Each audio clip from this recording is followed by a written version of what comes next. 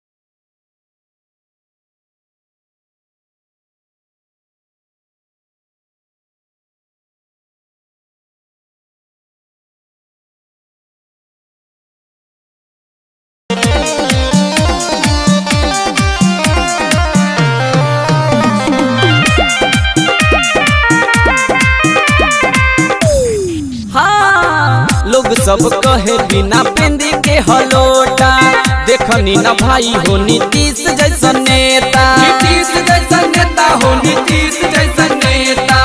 लोग सब कहे बिना पेंदी के हलोटा, देखनी ना भाई हो नीतीश जैसा नेता।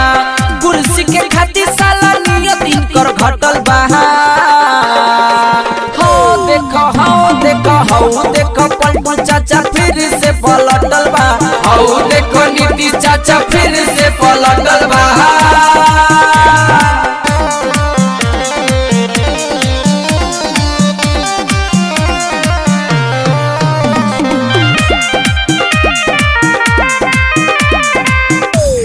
हाँ, बढ़ल महंगाई पर ध्यान नहीं दिया है, जनता के सब दिन बेवकूफे बनाया है, बेवकूफे बनाया है जी, बेवकूफे बनाया है। बढ़ल महंगाई पर ध्यान नहीं दिया है, जनता के सब दिन बेवकूफे बनाया है। कहे पर दीपी तो सब का से छाटल बा। हो देखो पलटू चाचा फिर से पलटल बा। हो देखो नीतीश चाचा फिर से